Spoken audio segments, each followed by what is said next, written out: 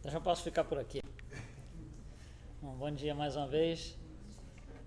A gente vai falar um pouquinho hoje sobre respeito, mas não exatamente no sentido tradicional, como a gente normalmente falaria, parte filosófica, parte moral. Não é bem esse o trabalho que a gente vai fazer hoje.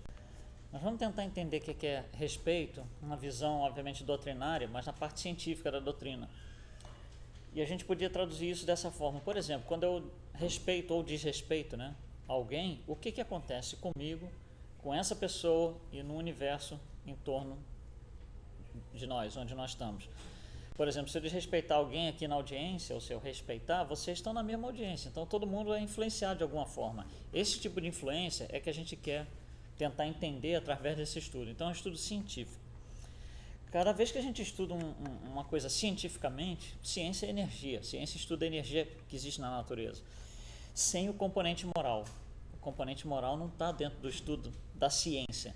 Então, por exemplo, se eu falar em respeito ou desrespeito, é a mesma coisa para a ciência, porque o componente moral está fora. É simplesmente uma energia positiva ou uma energia negativa, Então o cientista, para ele, não interessa muito se a gente está estudando respeito, desrespeito, se você está estudando amor ou desamor, você está estudando uma energia, Então o nosso estudo aqui, por exemplo, como ele é de base científica, eu posso estudar do ponto de vista do respeito ou do desrespeito. Agora, infelizmente, na nossa sociedade, se a gente tiver que dar exemplos de respeito ou desrespeito, é muito mais fácil a gente dar um exemplo de desrespeito do que de respeito.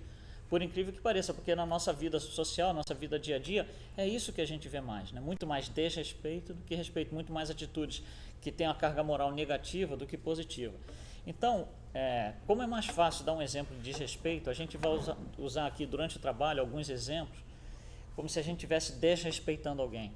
E aí a gente, para entender o que aquela situação científica do lado do respeito, é só a gente inverter a energia, porque a ciência não contém o componente moral. Toda atitude que a gente toma, seja ela respeito ou desrespeito, ela vem de um pensamento. Eu pensei em, por exemplo, agredir alguém, eu pensei em elogiar alguém, isso vem de um pensamento, Esse pensamento, ele vem do que André Luiz chama de indução mental, ou seja, alguma coisa me induziu a pensar aquilo. De alguma forma eu fui intuído ou induzido a pensar aquilo daquela forma naquela hora, E André Luiz coloca da seguinte forma: para o mundo desencarnado, pensamento é matéria. Por incrível que pareça, para nós, a gente não conseguiria nem administrar pensamento como matéria, Mas para eles é. Então André Luiz diz o seguinte: para a gente entender pensamento, a gente teria que entender essa matéria, que é chamada de matéria mental no mundo espiritual. E como toda matéria, ela é formada de corpúsculos. Então, se a gente quiser entender pensamento, não se assustem com os nomes não, porque eles são feios mesmo. Mas a gente não...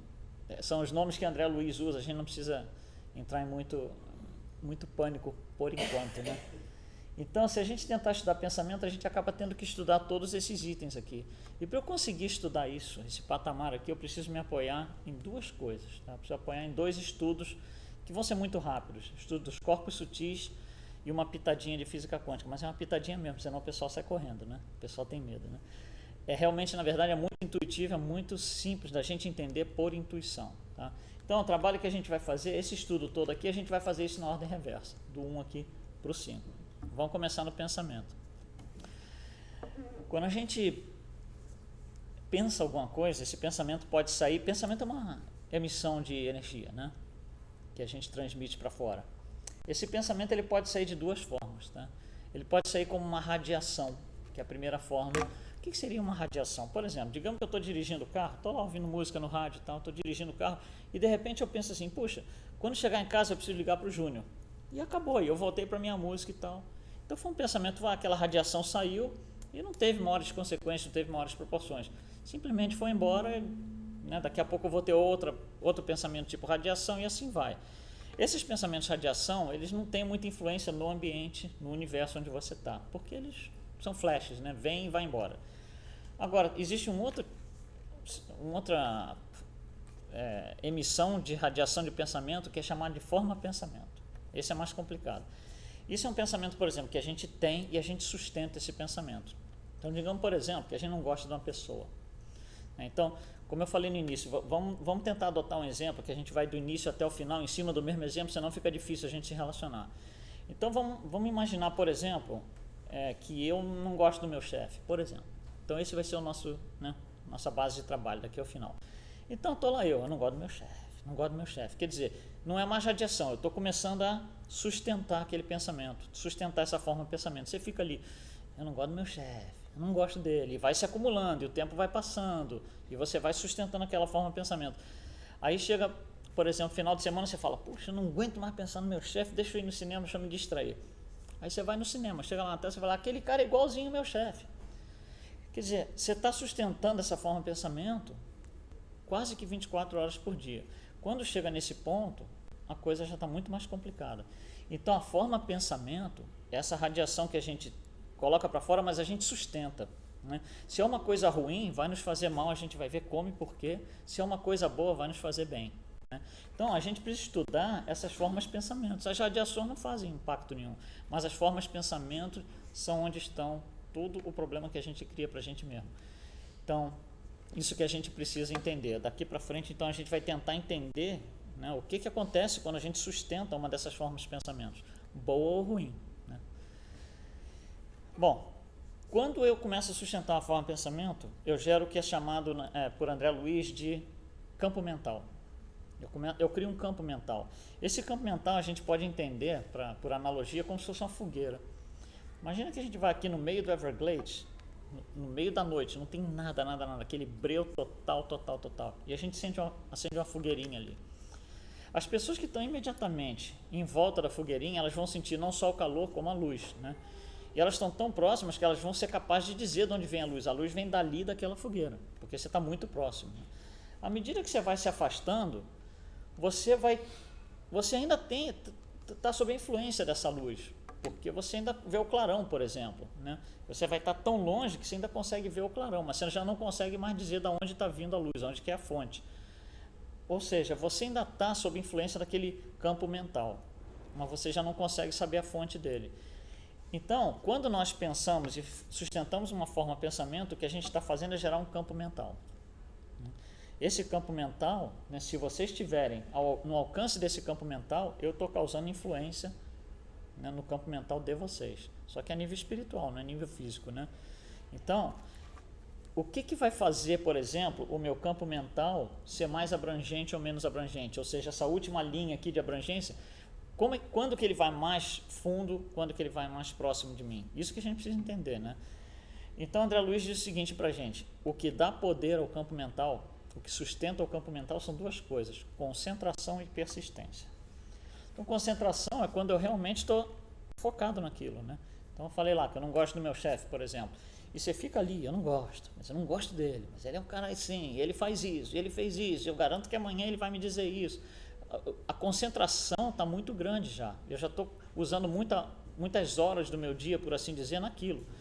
E persistência é você ficar ali, né? E não desgrudar daquilo. Você ficar administrando aquilo persistentemente durante o dia, os meses, os anos, que a gente vai pegando essas coisas, principalmente no trabalho, né? Você vai pegando certas... você vai se desalinhando com as pessoas e começa a sustentar as formas de pensamento, com um colega de trabalho, com o chefe, com o diretor, seja lá o que for. E a gente vai começando a formar essas formas de pensamento. Então, eu vou começando a colocar concentração e persistência e começa a influir nos outros, né? Isso a gente sente às vezes no ambiente de trabalho. Uma pessoa não gosta da outra, né? O A não gosta do B, e você está aqui e você sente que o ambiente não está muito bom, porque você está na influência daquele campo mental que está ocorrendo ali naquela hora. Bom, como que o meu pensamento, né, faz um campo mental maior ou menor? A gente já viu que fazer o campo maior ou menor, né, vai abranger mais gente ou menos gente, vai abranger mais gente no mundo espiritual, mais espíritos, né, ou menos, tem a capacidade maior ou menor de abrangência. Agora, como que eu gero um pensamento de abrangência maior ou um pensamento de abrangência menor?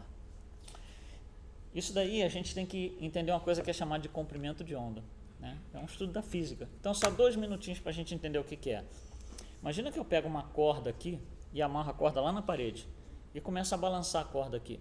Vai formar uma onda assim como essa onda azul aqui. Aí vocês vão ver a corda lá e tal, né? Se eu começar a fazer isso com uma velocidade muito maior, né, aumentar muito a velocidade, vai ficar uma coisa mais ou menos assim. Até a intuição, né? Agora, olha só, imagina que em vez de pregar na parede, eu peço para alguém ficar lá e segurar a corda. Eu falo, olha, segura a corda, mas você tem que ficar firme, porque eu vou balançar do outro lado. E a pessoa se compromete a ficar ali firme. Quando será que essa pessoa vai sentir mais o poder da corda? Quando for tipo azul ou tipo verde? Verde. Intuição, pura e simples. Só de olhar na figura a gente consegue ver. Então, o que acontece? Se eu conseguir gerar uma onda, pensamentos são ondas, né? Se eu conseguir gerar uma onda desse tamanho, o meu campo mental tem mais abrangência do que uma onda desse tamanho. Tá? Nós temos que ver quando que eu gero uma, quando que eu gero outra. Mas se eu conseguir gerar uma onda assim, ela é mais influente do que uma onda assim. A ciência nos ensina o seguinte, para qualificar essas ondas, eles medem as ondas, eles pegam 2 picos da onda e medem a distância, né? Isso é chamado de comprimento de onda. O nome não é muito importante para a gente. Mas só da gente olhar na figura aqui, dá para ver que o comprimento de onda da onda azul é muito maior do que o da verde, né? A distância é muito maior do que o da verde. E a ciência chama que isso daqui então é uma onda muito longa, porque o comprimento de onda é muito longo. A outra eles chamam de onda curta, né? Não sei se vocês lembram, lá nos anos 70, existia um radinho chamado rádio de ondas curtas, né?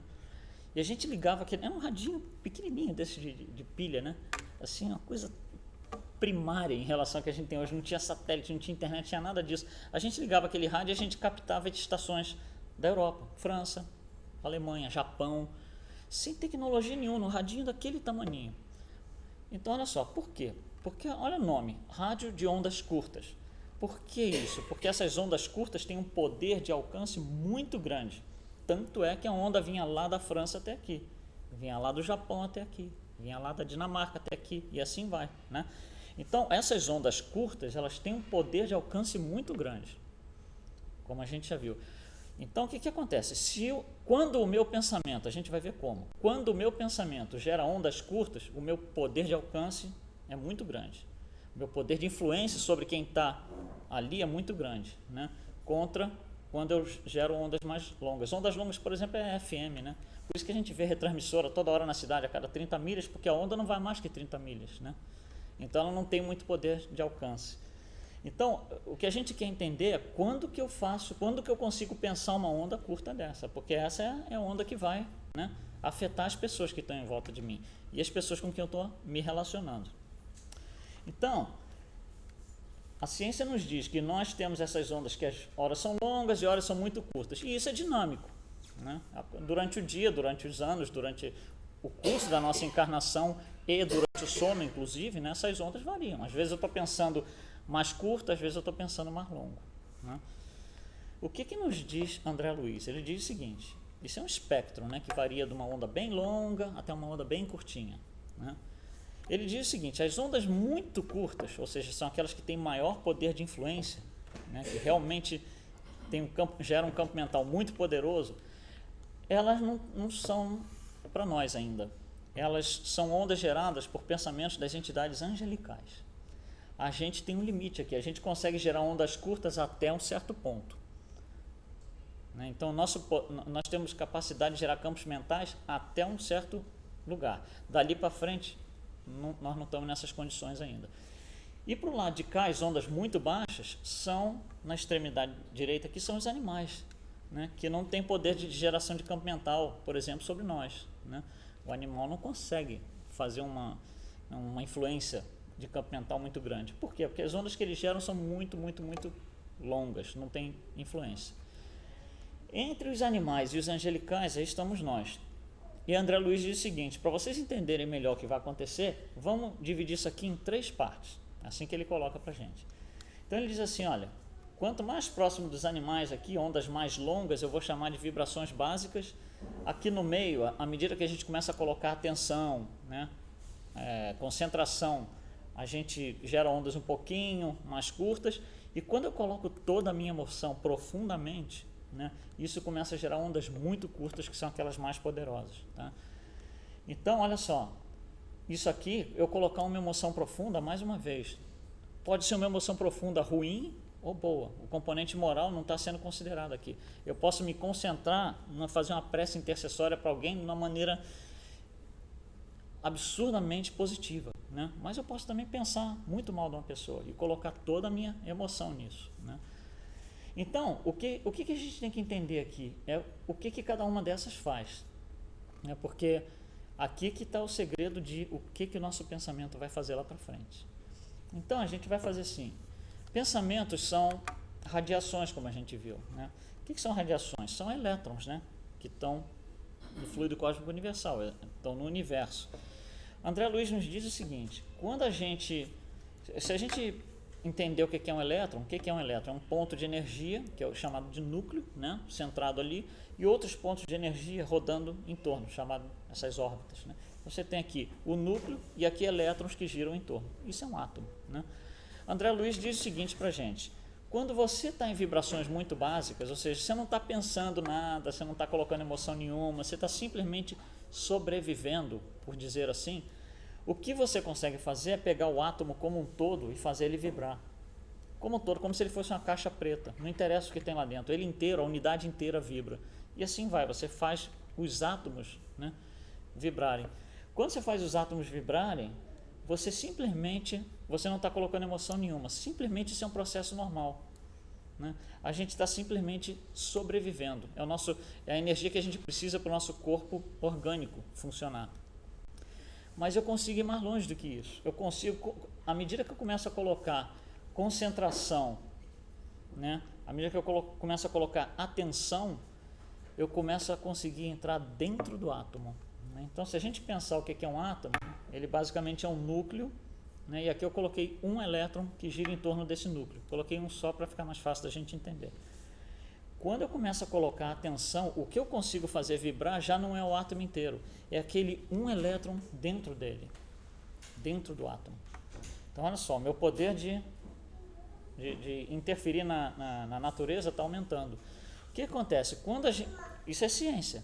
Quando um átomo vibra, não interessa o que fez ele vibrar. Quando um átomo vibra, ele pula de órbita, né? A gente sabe isso da física. Quando um átomo pula de órbita, ele emite luz. Essa luz aqui é a aura. Isso aqui ocorre no plano espiritual. Então, essa luz que a gente gera é a aura. Mais uma vez, o componente moral não está aqui. Se eu estou com a carga pensamento positivo, moralmente falando, essa aura vai ser boa. Se eu estou com uma carga de pensamento negativa, moralmente falando, essa aura vai ser ruim, né? Então, a aura vem da nossa influência do pensamento. O que eu estou pensando é que vai demonstrar quem eu sou para o mundo espiritual, né? A aura é o cartão de visita, né, nosso no mundo espiritual, né? Da mesma maneira que a gente se apresenta com o cartão de visita aqui, né? Eu posso falar: bom dia, eu sou Luiz, sei lá, engenheiro, médico, seja lá o que for. No mundo espiritual, né, a nossa aura diz quem eu sou. Então, eu sou Luiz vingativo, eu sou Luiz amoroso, eu sou Luiz misericordioso, eu sou Luiz raivoso, né? A gente se apresenta no mundo espiritual com isso daqui, né, em função do nosso pensamento, tá? Bom, mas eu consigo colocar toda a minha emoção nisso, toda a emoção, tudo que eu consigo, toda a emoção que eu consigo juntar e me concentrar e pensar, se eu fizer isso, eu vou conseguir vibrar o núcleo do átomo. Então, se você imaginar que o núcleo do átomo é a parte, né, como se fosse o cérebro dele, a parte mais importante, é como se eu pegasse a minha mão e colocasse a mão no núcleo do átomo. Naquele momento eu tenho total controle desse átomo. Porque se eu tenho o núcleo na mão, se eu estou conseguindo influir dentro do núcleo dele, eu tenho controle total desse átomo. Então aqui é onde eu vou fazer realmente acontecer as coisas. Eu só consigo, à medida que eu coloco mais emoção no meu pensamento, é onde eu vou ter um campo mental mais influente.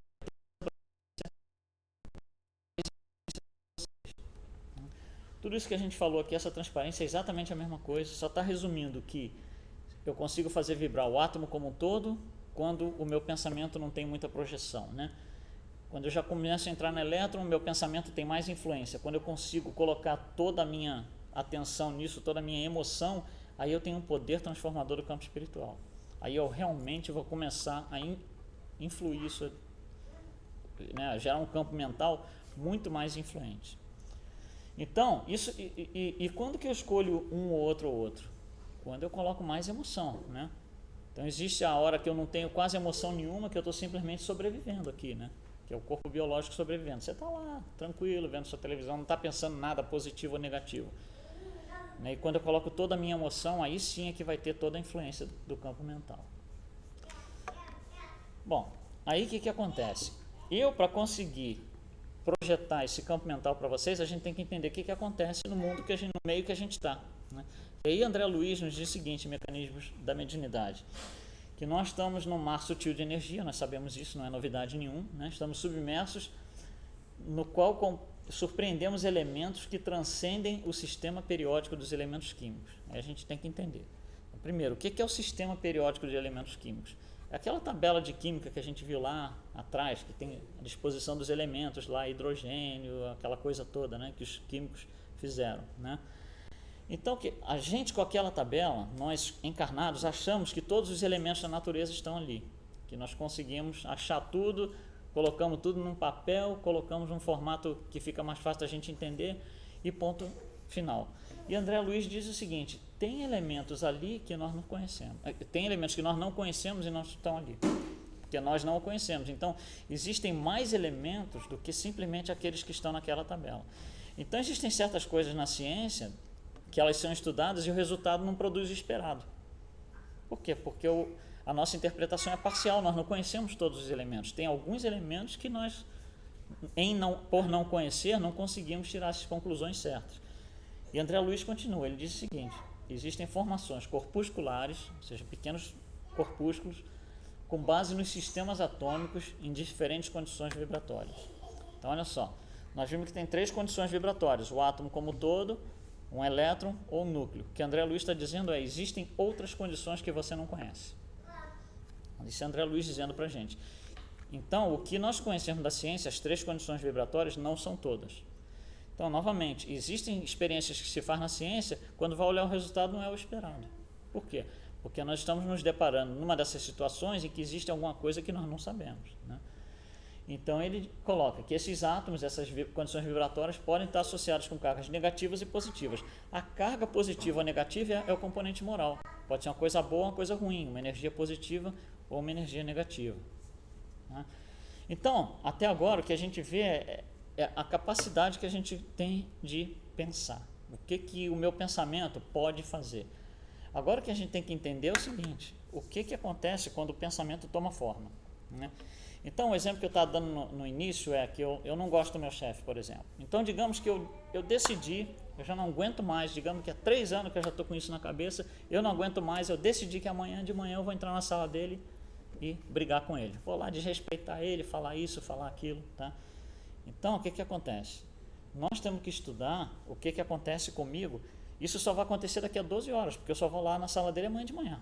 Então, o que acontece, por exemplo, comigo nas próximas 12 horas? Ele nem sabe. Ele está na casa dele lá, vendo televisão e tudo. Mas eu sei disso, eu já estou alimentando isso há 3 anos. Eu já tenho essa forma de pensamento nítida para mim há 3 anos, porque eu não gosto dele há 3 anos. Então, olha só, eu já vivo essa realidade de não gostar dele há 3 anos. Isso já é parte da minha realidade. A ciência chama isso de realidade existencial. Já existe para mim. Não existe para ele, ele nem sabe. Mas já existe para mim. Eu já estou vivendo isso há 3 anos, por exemplo. Então, eu decidi que amanhã eu vou lá de manhã falar com ele. Só que as próximas 12 horas ele não tem nada a ver com isso. Ele não sabe nem o que está acontecendo. E o que vai acontecer comigo nessas 12 horas? Aí a gente tem que entender o que são os corpos sutis. O que acontece conosco, né, nessas próximas 12 horas. Então, da codificação, a gente sabe que nós temos um corpo físico, né, somos o espírito e temos um mediador de energias que é o perispírito. André Luiz diz o seguinte, esse mediador de energia, esse perispírito, como Kardec colocou, foi um termo criado por Kardec, André Luiz nos diz, eu vou dividir isso em 3 partes, para ficar mais fácil da gente entender o que vai acontecer. Isso é André Luiz nos dizendo. Então ele pega o perispírito, ele divide em corpo mental, corpo espiritual e duplo etérico. E aí a gente acaba aqui com o formato de 5 corpos sutis. Então, o que nós vamos fazer? Eu, espírito, estou com raiva do meu chefe, decidi que amanhã de manhã eu vou lá. Até que isso vire um evento físico, amanhã de manhã, esse negócio vai sair do meu espírito e vai começar a descer aqui, ó, até bater no corpo físico orgânico, que é quando eu vou lá entrar na sala dele. Então, nós queremos entender o que vai acontecer aqui, à medida que isso vai descendo, né? Sai lá de cima do espírito, que, né, pensou, e até bater no corpo físico. Então, a gente tem que entender o que cada um desses corpos faz. Então, vamos dar uma olhada nisso para a gente tentar tirar algumas conclusões. Bom, tudo começa conosco, né, espírito, lá no mundo espiritual, somos o princípio inteligente, não é novidade nenhuma. E nós, espíritos, temos um conjunto de virtudes e vícios, né? Então, toda atitude que a gente faz, ela é baseada ou num vício ou numa virtude, né? Infelizmente, a gente pratica mais vícios que virtudes ainda. Mas, de qualquer maneira, eu tenho os dois, eu posso escolher. O fato de eu, por exemplo, não gostar do meu chefe e estar alimentando essa forma de pensamento há 3 anos, poderia estar sendo diferente.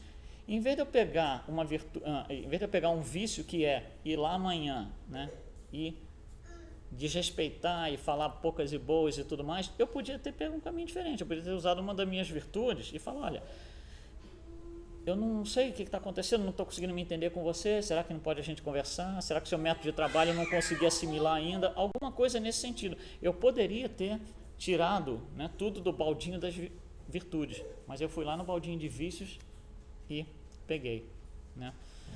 Então o que eu fui? Fui lá no baldinho de vícios e falei, vou desrespeitar, vou agredir o meu chefe. Então foi de lá que eu vim, dessa agressão, né? Então eu espírito, escolho isso. O que vai me fazer escolher de um lado ou do outro? É livre-arbítrio. Ninguém determinou para mim, ninguém definiu, não existe determinismo. Eu fui lá e escolhi, fiz uma escolha, né? A escolha que eu fiz vai ter uma consequência ou outra, mas ainda assim a escolha é minha. Então isso foi escolhido. E aí o espírito vai falar, bom, vamos mandar isso aqui para o corpo mental para a coisa tomar forma, né? Porque eu tenho que ir lá amanhã de manhã discutir com ele. Então o corpo mental, diz André Luiz, é a função exclusiva do corpo mental, produção de pensamento. Então o corpo mental ele recebe essa ordem, é como se fosse uma hierarquia, né? Ele recebe essa ordem do pensamento dizendo assim, olha, você tem que pensar tal coisa, né? Então o corpo mental vai formular essa forma de pensamento. E é isso que eu venho fazendo nesses últimos 3 anos. Aí chegou num ponto que amanhã eu vou lá, vou brigar com ele. Então todo pensamento, toda forma de pensamento, ela vem do corpo mental, sob comando do espírito. Quando isso toma forma, ou seja, o corpo mental fez a sua parte, ele manda lá para baixo e fala, agora é com vocês aí embaixo. O próximo é o corpo espiritual. O corpo espiritual vai pegar esse pensamento que agora tomou forma, para mim já é realidade existencial isso. Agora, já está na minha cabeça, o chefe não sabe, mas eu já estou administrando inclusive isso, né? Aí isso vai para o corpo espiritual. O corpo espiritual é onde temos a lei de karma, a lei de causa e efeito. Os hindus chamam o corpo espiritual de corpo kármico, por essa razão. É como se, por exemplo, fosse um talão de cheque. O talão de cheque, o que a gente faz? Se eu passar um cheque para alguém, eu não vou lá anotar o que eu fiz, para eu saber depois. Então, eu passei um cheque de $100, por exemplo, para o Júnior, eu anoto lá. Passei um cheque de $100. Aonde eu anoto é no corpo espiritual, porque eu criei um débito ali, ou um crédito, né? Se eu estiver recebendo dinheiro. Então, foi criado um débito ali, e alguma hora vai ter que ser creditado isso. Esses $100 que eu dei para ele vai ter que repor, de alguma forma vai ter que ser reposto na minha contabilidade espiritual.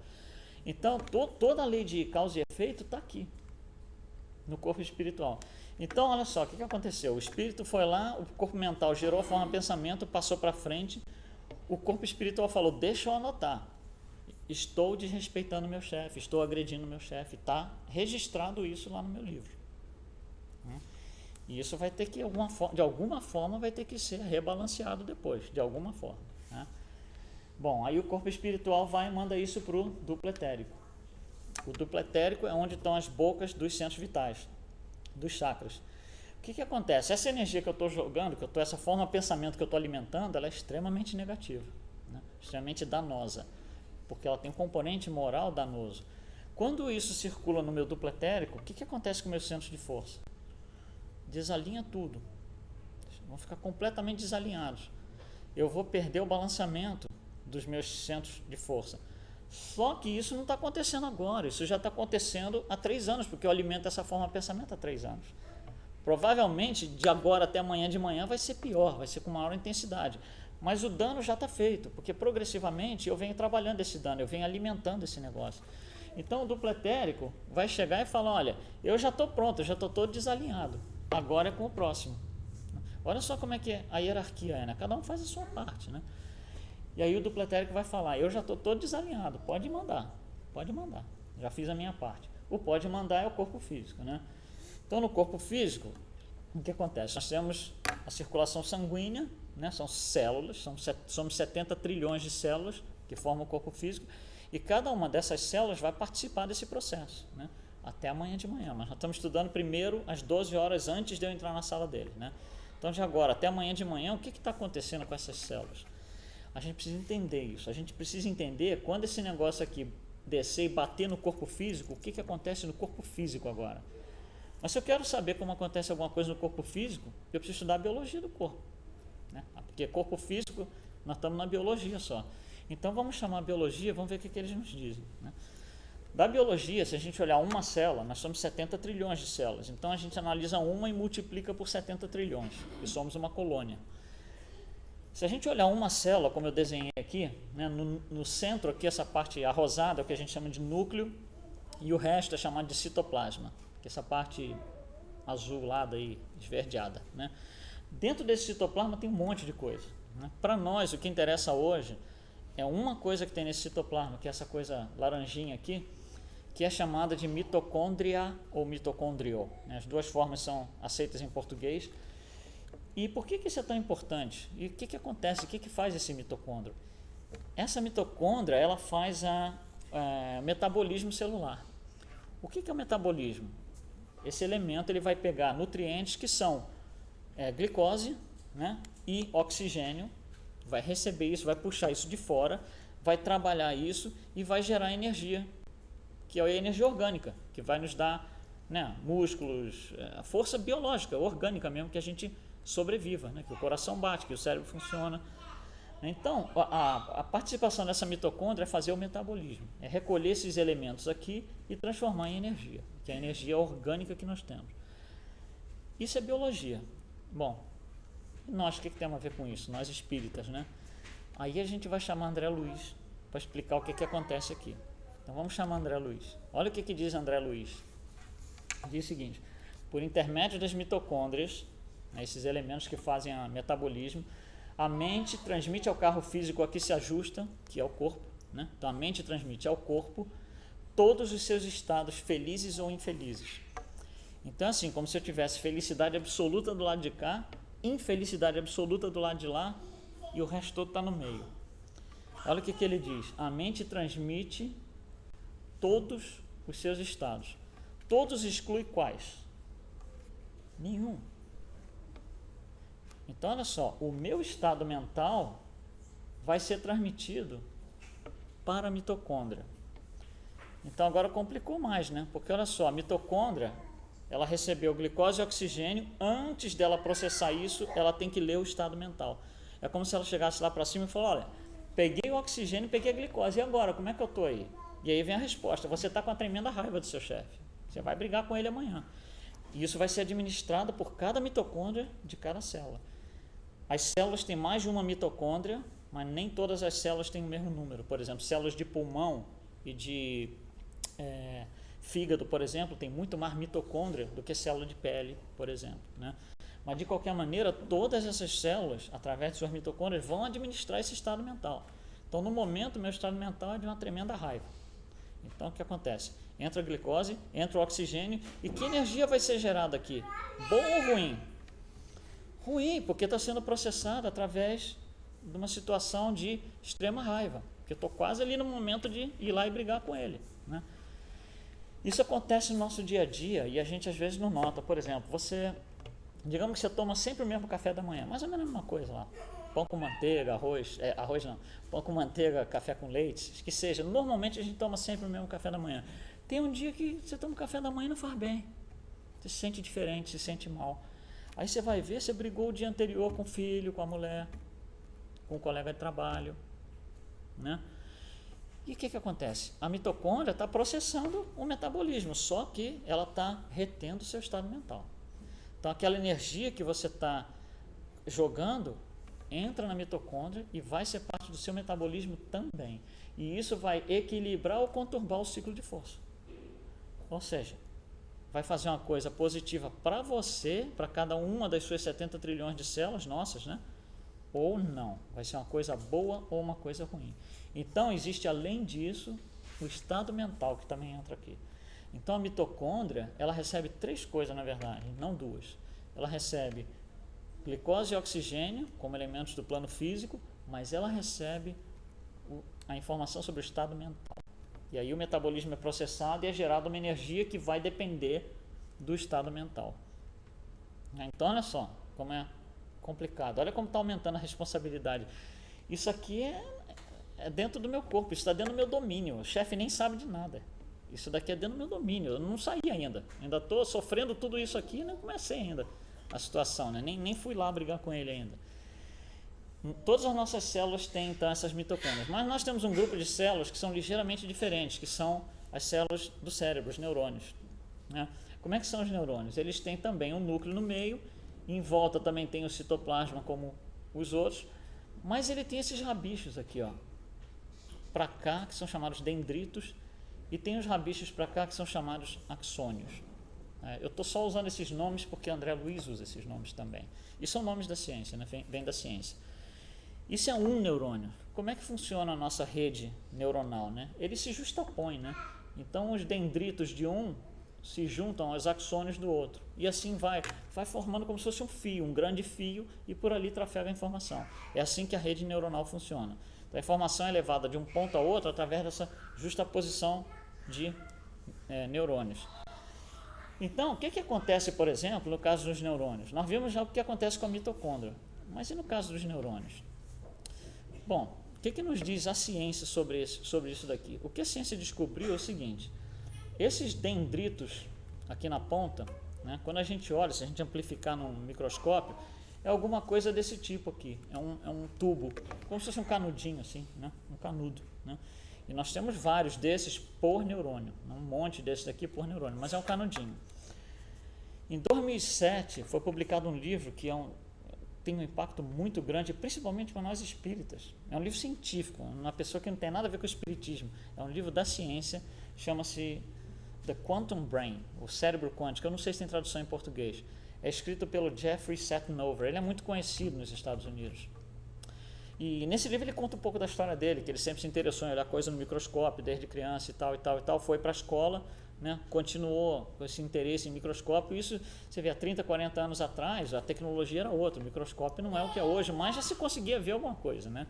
E o que ele fala então é o seguinte, que ele vai olhar uma concepção, né? Então ele vê a primeira célula no microscópio, lá dos anos 70, ele vê a primeira célula antes da primeira divisão, né? Que aí vai dividir em 2, depois em 4 e tal.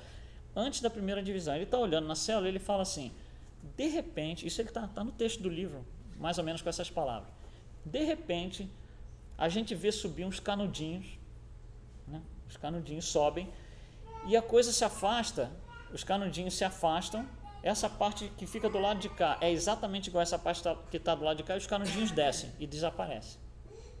Não se vê mais. Aí daqui a pouco essa uma célula faz a mesma coisa, divide, essa uma daqui também faz a mesma coisa, divide, e assim vai indo, né? Então o que acontece? Ele começa a questionar, o que é esse canudinho, né? Porque o canudinho sobe na hora da divisão, né? Ele não fica o tempo inteiro, é como se ele fosse uma antena que está esperando a informação chegar, e agora o que eu faço? Aí vem a informação, separa, e aí ele desce, né? Então, no livro, ele começa conta a história que ele começa a tentar identificar o que são esses dendritos e tal, e tudo mais. E ele chega à seguinte conclusão, isso ele coloca no texto do livro, que a única coisa que a gente pode imaginar, e ele está falando como cientista, hein? Isso é um livro de ciências. A única coisa que a gente pode imaginar é que os canudinhos sobem porque eles estão recebendo ou esperando informação de um plano superior.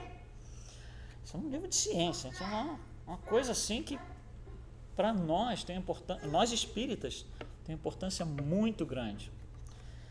E aí ele fala, e algumas pessoas podem chamar, e como ele não está atrelado a religião nenhuma, né, ele fala, então algumas pessoas chamam de prana, essência vital, espírito, Deus, ele bota um monte de nomes, porque ele não está atrelado a religião nenhuma. Mas o importante é esse livro publicado dessa forma, em 2007, meio que virou a cabeça da ciência, porque, puxa, agora nós vamos ter que entender mais o que é isso.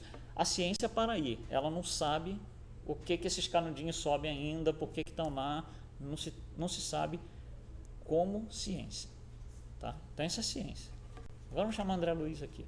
Vamos ver o que André Luiz fala sobre isso. Então, André Luiz diz o seguinte, acha-se no núcleo, ele está falando do neurônio, acha-se no núcleo cercado de protoplasma, que é o citoplasma, um monte daquelas coisas que a gente viu antes, né, que não interessa agora para a gente. E tem nesse núcleo, no citoplasma, um pigmento ocre estreitamente relacionado com o corpo espiritual. Agora, peraí, agora começa a ficar interessante. Se ele está relacionado com o corpo espiritual, não é no corpo espiritual que está a lei de causa e efeito? Então isso é passado para o neurônio. Né? Isso é passado para o neurônio. Essa lei de causa e efeito vem. E de função muito importante na vida do pensamento. O que é a vida do pensamento?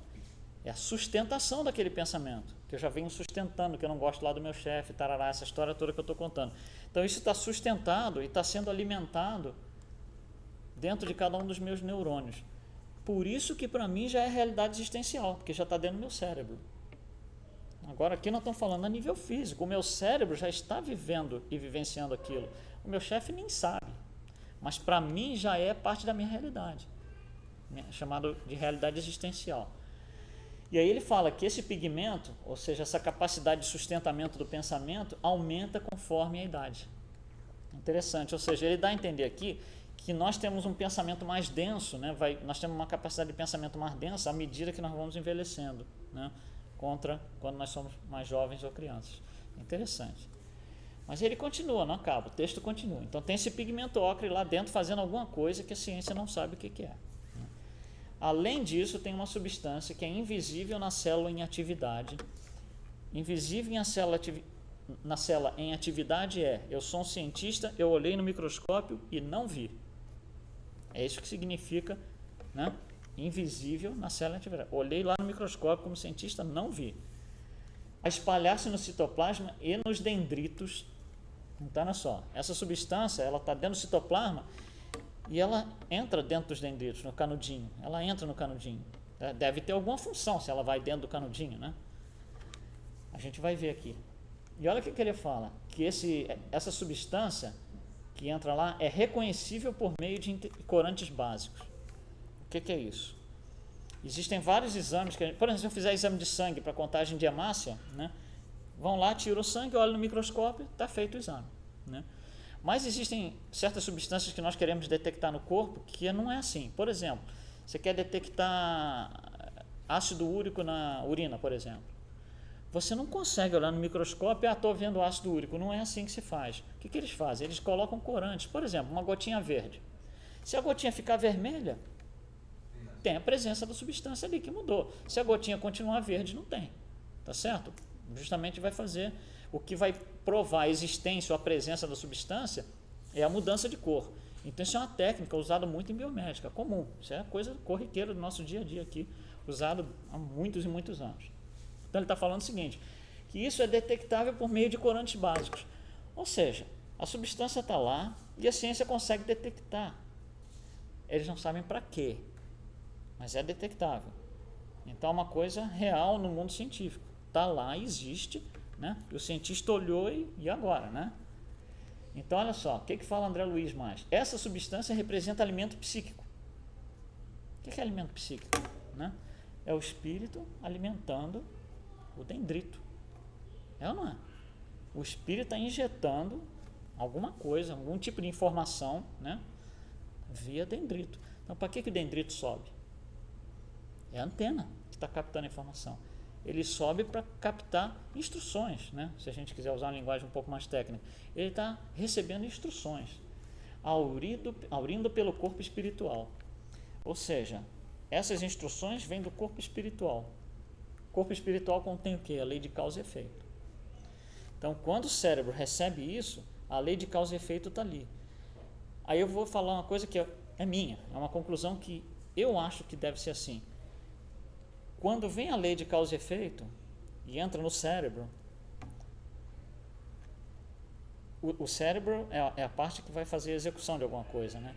Se a lei de causa e efeito está ali, eu sei se eu estou fazendo certo ou errado, né? Então eu consigo me sentir culpado ou não antes de fazer. Isso é uma opinião minha, pessoal. Mas eu acho que é assim. Porque olha só, se o meu cérebro recebeu aquela informação, eu ainda não fui lá brigar com o chefe. Mas eu já recebi informação espiritual que contém a lei de causa e efeito, né? Então é uma coisa que talvez a gente tenha que aí mais para frente um pouco analisar, mas a possibilidade eu acho que existe por essa frase de André Luiz aqui. Então isso vem do corpo espiritual e é colocado através dos dendritos. Então a ciência para no ponto em que os dendritos sobem e a gente não sabe para quê. E André Luiz diz, a gente sabe para quê? Para receber instruções do corpo espiritual. Então esse é o pulo do gato, né, entre a ciência e a espiritualidade, que a ciência não chegou lá ainda, não conseguiu detectar isso. Mas olha o poder que temos nós dentro da nossa organização, né, olha o poder que isso é, olha como vai longe a coisa. Né? E tudo isso aqui não saiu nem de mim ainda. Isso tudo aconteceu dentro de mim nessas horas que precedem um evento. Né? E eu já passei por tudo isso. Né? Olha só a confusão que eu causei para mim mesmo. Bom, agora eu vou lá falar com ele. Agora chegou amanhã de manhã, vamos lá brigar com o chefe. Né? Então, para a gente entender o que acontece quando sai de dentro de mim e vai para fora, né? Quem explica isso para a gente é a física quântica. Mas é realmente uma pitadinha de física quântica, é uma coisa muito intuitiva, na verdade. Ninguém precisa sair correndo. A maneira com que a física quântica explica para a gente é a maneira como eles entenderam quando funcionava o mundo quântico. E é mais ou menos assim. A gente está acostumado a estudar física baseada em partículas, né? Baseada em objetos. Né? E no mundo quântico, o pensamento não é objeto. Você não pega pensamento e joga em alguém. Né? Isso são radiações, né? Isso são elétrons vagando por aí, são prótons, nêutrons, átomos. Né? Então a física quântica explica o seguinte, vamos começar do que a gente sabe para a gente ir mantendo comparações. Foi assim que eles explicam para a gente, porque foi assim que eles entenderam. Então eles fazem o seguinte experimento, colocam um canhão com bolinha de ping-pong e um quadro lá atrás para, né, receber os impactos dessas bolinhas. E colocam uma fenda aqui na frente. E para a gente é completamente intuitivo que se tem uma fenda ali, o resultado lá atrás vai ser alguma coisa desse tipo. Né? Completamente intuitivo.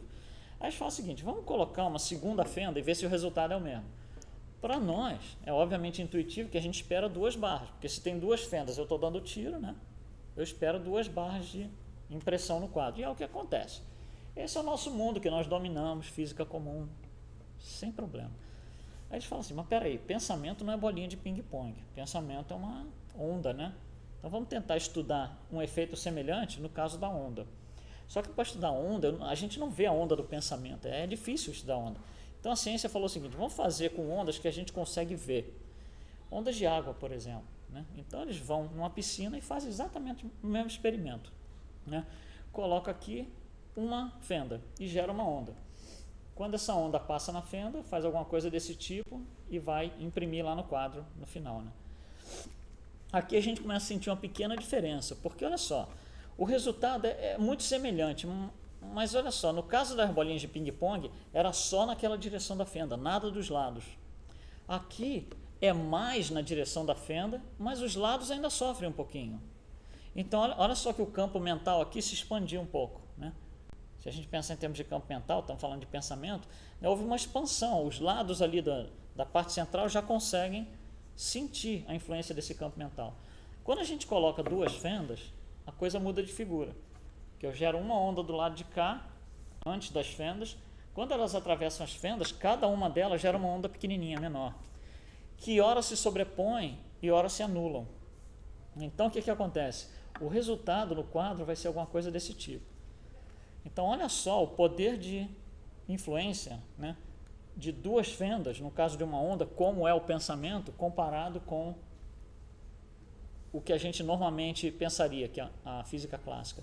Olha só o poder de atuação de 2 fendas. E se a gente colocar 3, 4, 5, 6, o poder de influência aumenta.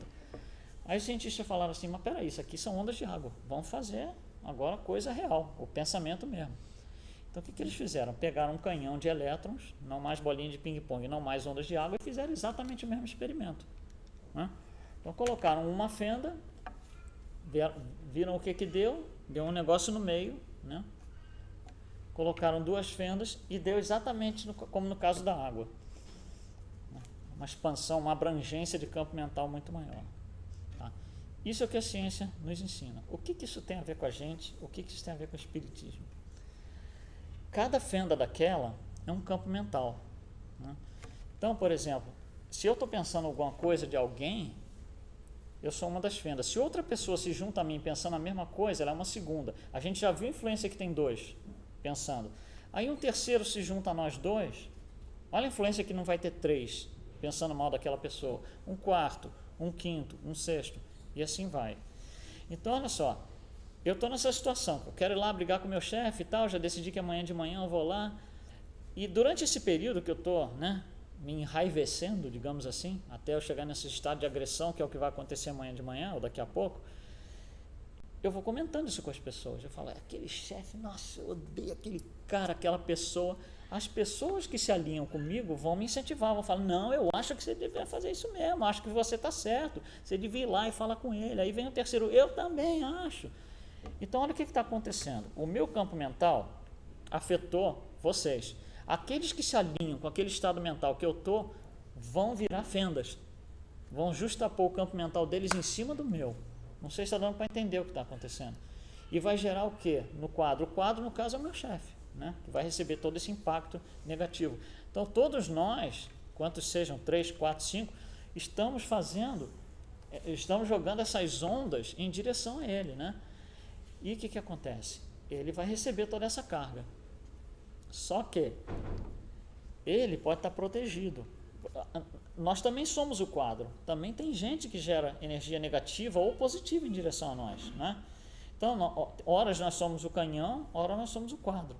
Quando nós somos o quadro, nós não queremos receber carga de energia negativa de quem não gosta da gente, de quem não se afina com a gente, de quem não se alinha com a gente. Então, eu tenho que estar protegido. Essa proteção é o que vai fazer o que o desenho aqui indicou, Eu conseguir rebater-se, A carga chega lá, deixa eu ver se vai passar aqui.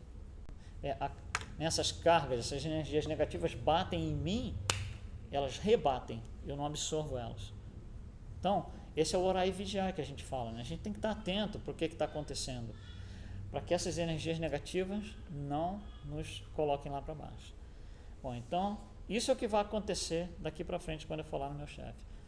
Então, não sei se deu para entender o poder que nós temos do pensamento, Esse desrespeito todo que eu vou causar amanhã. O primeiro que sofreu tudo isso fui eu, e por 3 anos e 12 horas. Ele pode não estar nem sabendo, pode nem desconfiar que eu não gosto dele. E se ele desconfiar, essas últimas 12 horas que para mim foram terríveis, ele está lá vendo a televisão dele, está lá jogando o futebolzinho dele, na maior tranquilidade. Nada disso afetou ele. Bom, aí a gente volta lá na parte moral, lá no início de novo. Eu posso fazer isso com respeito ou com desrespeito. Vai vir do baldinho de virtudes ou do baldinho de vícios. Eu que vou escolher. O meu comportamento moral tem a ver com o meu livre-arbítrio. Antes de eu pensar tudo isso que eu estou pensando, esse pensamento era só uma possibilidade de ser uma ou outra. Quem escolheu fui eu. Não é que alguém escolheu, não, eu escolhi para você, vai ser tal. Não, não é. Eu escolhi isso daí. Então, quando a gente começa a pensar em respeito e desrespeito, olha só o que acontece, tem um componente coletivo. À medida que eu fui comentando com os outros colegas de trabalho, que eu não gosto do chefe, eles foram se alinhando comigo, ou não, Mas tem um efeito coletivo isso. E todos aqueles que se alinharam começaram a entrar no mesmo campo mental, começaram a sentir as mesmas coisas, as mesmas emoções, as mesmas sensações que eu estava sentindo, pelo menos enquanto a gente comentava o assunto. Olha só o tamanho, a forma que esse negócio ganha, E no final das contas, eu, quando vou desrespeitar alguém, antes de tudo, eu me desrespeitei. Porque eu cheguei para todas as 70 trilhões de células que eu tenho e disse, eu odeio vocês. Porque antes de chegar lá, chegou em mim. Então, o que eu estou fazendo? Eu estou dando um comando, lá de cima, lá no nível espiritual, para todas as mitocôndrias, todas as células e neurônios e dendritos e tudo que tem no meu corpo, dizendo, eu odeio vocês. Estou desrespeitando vocês, estou agredindo vocês. Então, isso daqui seria o como nós encaramos a nossa vida, E não foi nada disso que Jesus ensinou. Isso não é valorização da vida, isso é desvalorização da vida, da nossa própria vida. Nós não estamos conseguindo nos relacionar segundo o tratado moral que está no Evangelho. Bom, de tudo isso, se a gente tiver que levar toda essa ideia, que isso é uma ideia, isso é um conceito, a gente foi em nível de detalhe até mais ou menos aonde que dá, A parte científica é muito mais pesada, claro, a parte física quântica é muito mais pesada, mas eu acho que para passar um conceito talvez tenha sido suficiente. E a gente pode levar talvez em 3 palavras o seguinte: a ideia das mitocôndrias. Em cada célula do meu corpo está estampado o meu estado mental. Então, o meu corpo biológico vai viver biologicamente, organicamente, de acordo com o meu estado mental. Segundo, a ideia de que os dendritos recebem o comando do espírito e o cérebro começa a viver aquela realidade antes dela acontecer. Então, se eu vou fazer uma prece intercessória por alguém, por exemplo, eu já estou fazendo aquilo para mim, né? Então, por exemplo, a gente combina, amanhã vamos nos reunir, 10 horas da manhã para fazer uma prece intercessória para uma pessoa que está no hospital, por exemplo, ou pelos presidiários, né? Aquilo eu já estou vivendo aquela prece, eu já estou vivendo aquilo, já é realidade existencial para mim, para todos nós, né? E terceiro é a ideia do painel, né? A abrangência do nosso campo mental e a importância da superposição dos campos mentais. Eu penso uma coisa, todo mundo que pensa a mesma coisa está gerando um campo mental semelhante e que tem um poder de influência muito maior ainda. Tá, então era essa a ideia que a gente queria passar para vocês hoje. Obrigado, então. Tenham todos um bom dia.